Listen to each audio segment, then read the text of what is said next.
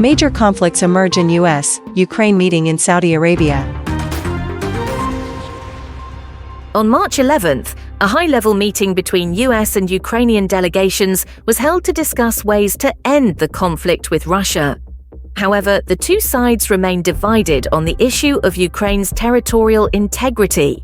The meeting took place in the city of Jeddah, Saudi Arabia. Representatives from both the US and Ukraine emphasized that the primary focus of the meeting was to explore measures to achieve peace and end the conflict with Russia. Additionally, the discussion touched on the strategic partnership between the two nations and a mineral agreement that Ukrainian President Volodymyr Zelensky was expected to sign with the US before the meeting.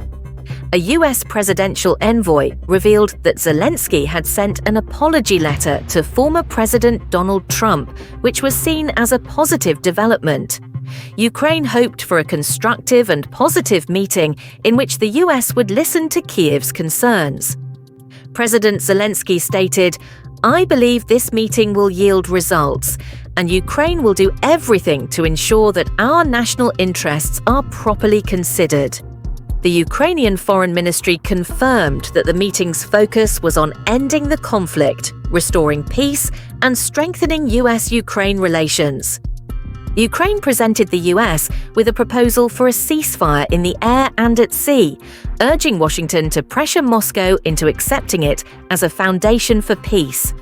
If the plan proceeds smoothly, Ukraine aims to persuade the US to resume military aid and intelligence sharing. Ukrainian representatives stated that Kyiv wanted to demonstrate to Washington that President Zelensky genuinely seeks peace, but Ukraine remains firm that territorial concessions to Russia are unacceptable. US Secretary of State Marco Rubio expressed hope for constructive negotiations that would help clarify Ukraine's stance on a peace settlement. He emphasized that Ukraine might need to make some territorial concessions, as restoring its 2014 borders would be difficult to achieve. Rubio also indicated that Washington could resume military aid and intelligence sharing if Ukraine is genuinely committed to a peace agreement. Following the meeting, the US envoy is expected to travel to Moscow soon for discussions with Russian President Vladimir Putin. Meanwhile, Washington reaffirmed that it would not provide military support to Russia. Additionally, the US reiterated that both Ukraine and Russia would have to make concessions to reach a peaceful resolution. The conflict in Ukraine remains tense as Russian forces have reclaimed several areas and advanced into the outskirts of Kyiv. According to military summary, Russia's counteroffensive is intensifying across multiple fronts, particularly in the strategic eastern regions of Ukraine. Reports indicate that Russian troops have captured several settlements, forcing some Ukrainian soldiers to retreat towards Sumy province.